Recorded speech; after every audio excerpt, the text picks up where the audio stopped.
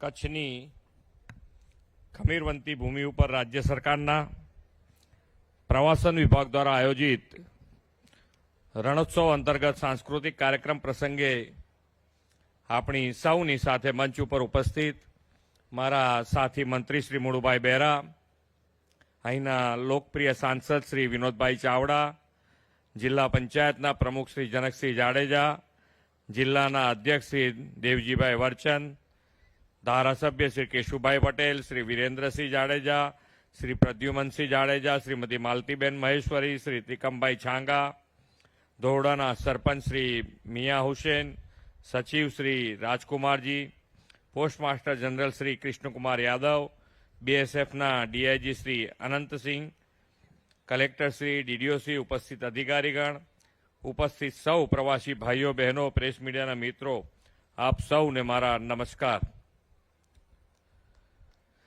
અખંડ ભારતના શિલ્પી અને મહાન વિશ્વ વિભૂતિ લોહ પુરુષ સરદાર પટેલની પુણ્યતિથિએ તેમને કોટી કોટી વંદન કરું છું. સરદાર સાહેબે દેશની આઝાદી પછી દેશી રજવાડાઓનું વિલીનીકરણ કરીને અખંડ ભારત બનાવ્યું છે. વિશ્વ નેતા અને યશસ્વી વડાપ્રધાન શ્રી નરેન્દ્રભાઈએ એમના જ પદચિહ્ન પર ચાલતા એક ભારત શ્રેષ્ઠ ભારતનું નિર્માણ કર્યું છે. આ માટે તેમના દેશના તમામ રાજ્યોની ભાષા, સંસ્કૃતિ અને પ્રવાસનને મહત્વ આપ્યું છે. રણ સંસ્કૃતિ અને પ્રવાસનને ઉજાગર કરતો આજનો આ રણોત્સવ પણ એક ભારત શ્રેષ્ઠ ભારતને સાકાર કરવાનો જ અવસર છે. 1960માં ગુજરાત મહારાષ્ટ્રથી અલગ રાજ્ય બન્યું ત્યારે લોકો કહેતા કે માત્ર દરિયો, રણ, ડુંગર ધરાવતું ગુજરાત શું વિકાસ કરવાનું હતું. ત્યારથી લઈને દાયકાઓ સુધી રાજ્યના વિકાસની ગતિ વાપીથી તાપીના પટ્ટા સુધી સીમિત રહી હતી.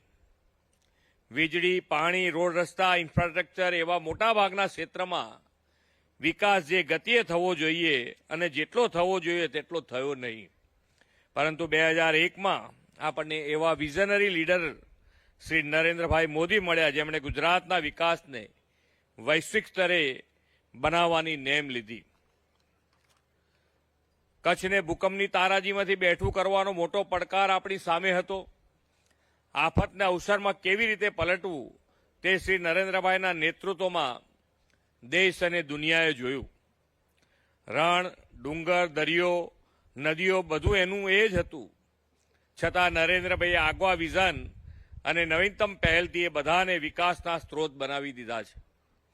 રેગિસ્તાનની આ ભૂમિમાં સૂર્યપ્રકાશનો મહત્તમ ઉપયોગ કરીને 30 ગીગાવોટનો સૌથી મોટો હાઇબ્રિડ રિન્યુએબલ એનર્જી પાર્ક અહીંયા કચ્છમાં આકાર લઈ રહ્યો છે. આદરણીય શ્રી નરેન્દ્રભાઈએ જળશક્તિ સાથે જનશક્તિને જોડીને બેસ્ટ વોટર મેનેજમેન્ટ કર્યું. કેનાલ અને પાઇપલાઇનવાળા વિશાળ નેટવર્કથી માં નર્મદાના નીડ કચ્છના છેવાડાના ગામ મોડકુવા સુધી પહોંચાડ્યા છે. તેમના આગવા વિઝનથી કચ્છનું રણોત્સવથી વિશ્વ પ્રવાસનનું તોરણ બન્યું છે. રણોત્સવને પરિણામે ધોરડો આજે વૈશ્વિક સ્તરે ચમક્યું છે.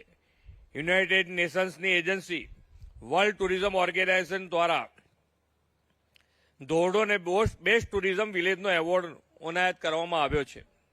2001ના ભૂકંપના મૃતકોની સ્મૃતિમાં શ્રી નરેન્દ્રભાઈની પ્રેરણાથી બનેલા સ્મૃતિવન ભૂકંપ મેમોરિયલ મ્યુઝિયમને વિશ્વના 3 સૌથી સુંદર મ્યુઝિયમમાં આ વર્ષે સ્થાન મળ્યું છે. કચ્છને વૈશ્વિક સ્તરે મળેલા આ સન્માનથી ગુજરાતની ગૌરવગાથામાં વધુ એક સીમાચિહ્ન અંકિત થયું છે. આ માગસર મહિનાની પૂનમનો ચંદ્રમાં પૂર્ણ રૂપે ખીલી ઉઠ્યો છે. તેના પ્રકાશથી ધરતી પરનું સફેદ રણ પણ ચમકી રહ્યું છે. શ્રી નરેન્દ્રભાઈએ 2005માં ફક્ત 3 દિવસના આયોજન સાથે ધોરડોના સફેદ રણમાં રણોત્સવની શરૂઆત કરાવી. ત્યાંથી આ સફેદ રણ લોકો માટે સદંતર એ વખતે અજાણ હતું. તેમણે શરૂ કરાવેલી શરૂઆત આજે ગ્લોબલ ઇવેન્ટ બની ગઈ છે. એક સમયે જે રણની ઓળખ ઉજ્જડ જમીન તરીકેની હતી તે સ્થળે આજે રણોત્સવ ઉજવાય છે. કળા, ભાતીગળ સંસ્કૃતિ, મહેમાનગતિ, પરંપરા, સંગીતોનો સંગમ ધરાવતા કચ્છ રણોત્સવને વૈશ્વિક સ્તરે ઓળખ મળી છે તેનો શ્રેય વડાપ્રધાન શ્રી નરેન્દ્રભાઈ મોદીને જાય છે. કચ્છ રણોત્સવથી ગુજરાતના પ્રવાસન ઉદ્યોગને તો વેગ મળ્યો જ છે, સાથે સાથે અનેક લોકોના આર્થિક અને સામાજિક વિકાસનું પણ માધ્યમ રણોત્સવ બન્યો છે. રણોત્સવની મુલાકાતે આવતા લાખો સહેલાણીઓને કારણે સ્થાનિક લોકો, ખાસ કરીને હસ્તકલા ક્ષેત્રના લોકો માટે આવકનો નોંધપાત્ર સ્ત્રોત ઊભો થયો છે અને પરંપરાગત કલાકૃતિઓ વૈશ્વિક બજાર પણ મળે છે. અહીંનું ક્રાફ્ટ બજાર ગ્રામીણ મહિલાઓના આર્થિક સશક્તિકરણનું મહત્વનું પરિબળ બન્યું છે. રણોત્સવની શરૂઆત થઈ ત્યારથી દર વર્ષે પ્રવાસીઓની સંખ્યામાં ઉત્તરોત્તર વધારો થઈ રહ્યો છે. ગયા વર્ષે 7 લાખથી વધુ પ્રવાસીઓએ કચ્છની મુલાકાત લીધી હતી. અહીં આવતા પ્રવાસીઓએ વધુ સુવિધા માટે દર વર્ષે કંઈક ને કંઈક નવા આયામો ઉમેરા કરી રહ્યા છે. આ વર્ષે અમદાવાદ એરપોર્ટથી રણોત્સવ જવા માટે ધોરડો સુધી સીધી વોલ્વો બસ સેવા પણ શરૂ કરવામાં આવી છે. આને કારણે દેશ વિદેશના ટુરિસ્ટ હવે એરપોર્ટથી સીધા જ સફેદ રણ સુધી પહોંચી શકશે. રણ, દરિયો અને ડુંગર એમ કુદરતી સંપદા ત્રણેય સ્ત્રોત ધરાવતો આખા ગુજરાતમાં કોઈ જિલ્લો હોય તો એ કચ્છ જિલ્લો છે. અહીં યુનેસ્કોએ વર્લ્ડ હેરિટેજ સાઇટ ધોળાવીની પ્રાચીન સંસ્કૃતિ પણ છે.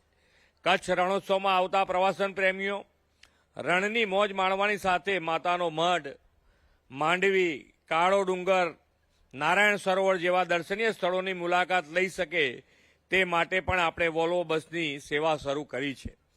પોસ્ટ વિભાગે આજે રણોત્સવ પર એક વિશેષ કવર પ્રકાશિત કર્યું છે, તે માટે તેમનો ખૂબ ખૂબ આભાર વ્યક્ત કરું છું.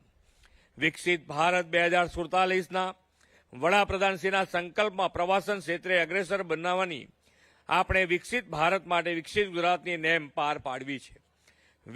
વિકાસ અને વિરાસતનો સમન્વય ધરાવતો આ રણોત્સવ એ માટે દિશાદર્શક બનશે એવા વિશ્વાસ સાથે વિરમું છું. ભારત માતા કી જય. વંદે માતરમ. જય જય ગરવી ગુજરાત.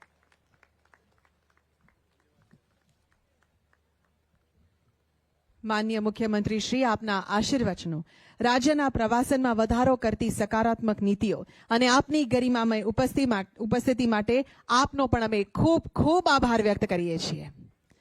હવે ખૂબ આદર અને સન્માન સાથે હું મંચસ્થ બિરાજમાન સર્વે મહાનુભાવોને નીચે સોફામાં તેઓનું સ્થાન લેવા વિનંતી કરું છું.